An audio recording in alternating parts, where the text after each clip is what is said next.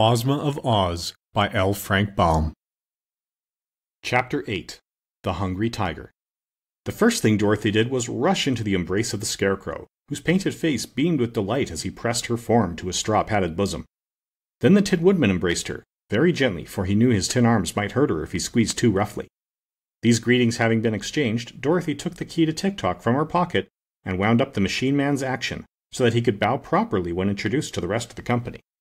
While doing this, she told them how useful Tik-Tok had been to her, and both the Scarecrow and the Tin Woodman shook hands with the machine once more and thanked him for protecting their friend. Then Dorothy asked, "Where is Billina?" "I don't know," said the Scarecrow. "Who is Billina?" "She is a yellow hen who is another friend of mine," answered the girl anxiously. "I wonder what has become of her." "She is in the chicken house in the backyard," said the princess. "My drawing room is no place for hens." Without waiting to hear more, Dorothy ran to get Billina, and just outside the door she came upon the Cowardly Lion, still hitched to the chariot beside the Great Tiger.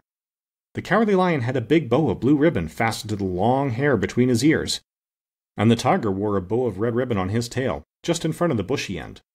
In an instant Dorothy was hugging the huge lion joyfully. "I'm so glad to see you again," she cried. "I am also glad to see you, Dorothy," said the lion. "We've had some fine adventures together, haven't we?" "Yes, indeed," she replied. "How are you?" "As cowardly as ever," the beast answered in a meek voice. "Every little thing scares me and makes my heart beat fast.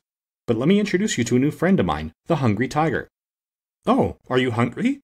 she asked, turning to the other beast, who was just then yawning so widely that he displayed 2 rows of terrible teeth and a mouth big enough to startle anyone.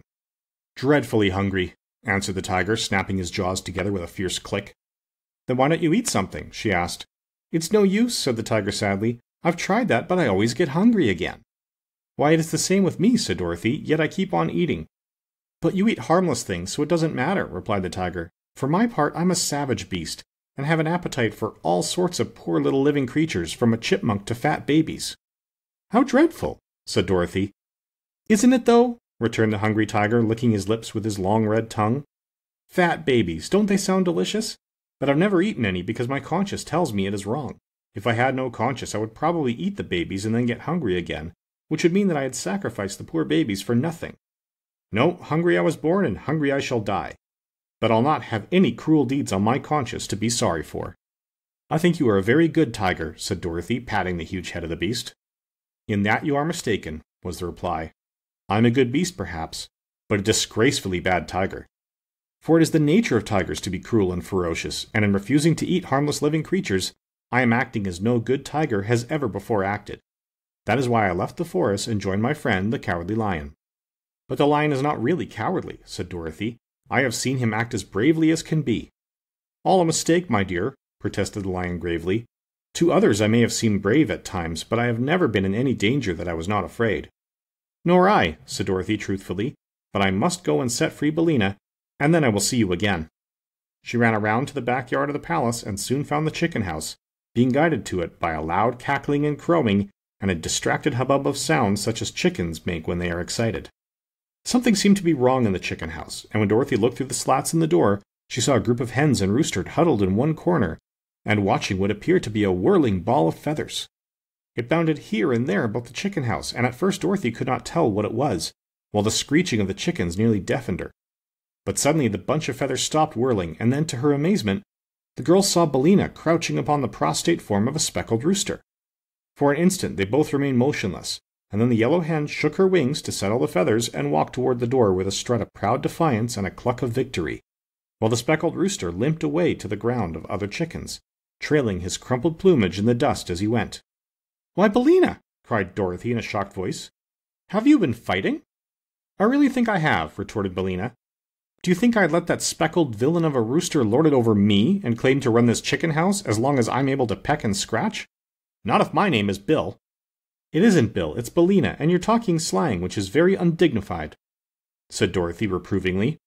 "Come here, Billina, and I'll let you out, for Ozma of Oz is here and has set us free." So the yellow hen came to the door, which Dorothy unlatched for her to pass through, and the other chickens silently watched them from their corner without offering to approach nearer. The little girl lifted her friend in her arms and exclaimed, "Oh, Billina, how dreadful you look! You've lost a lot of feathers, and one of your eyes is nearly pecked out, and your comb is bleeding." "That's nothing," said Billina. "Just look at the speckled rooster." Didn't I do 'em up brown?" Dorothy shook her head. "I don't approve of this at all," she said, carrying Billina away toward the palace. "It isn't a good thing for you to associate with those common chickens. They would soon spoil your good manners, and you wouldn't be respectable anymore." "I didn't ask to associate with them," replied Billina. "It is that cross old princess who is to blame. But I was raised in the United States, and I won't allow any one-horse chicken of the land of Ev to run me over and put on airs, as long as I can lift a claw in self-defense." "Very well, Billina," said Dorothy, "we won't talk about it any more." Soon they came to the Cowardly Lion and the Hungry Tiger, to whom the girl introduced the Yellow Hen.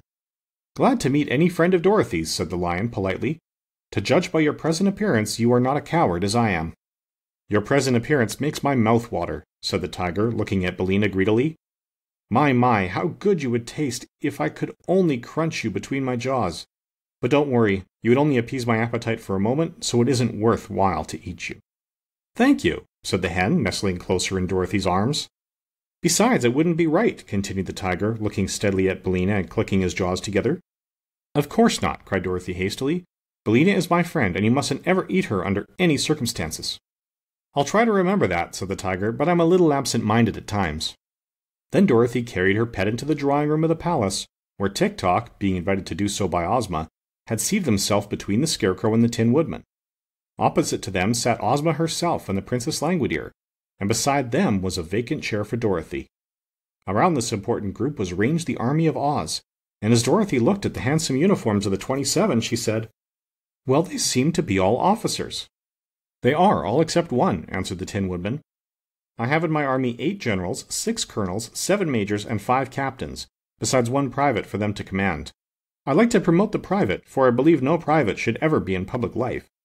And I've also noticed that officers usually fight better and are more reliable than common soldiers. Besides, the officers are more important looking and lend dignity to our army." "No doubt you are right," said Dorothy, seating herself beside Ozma.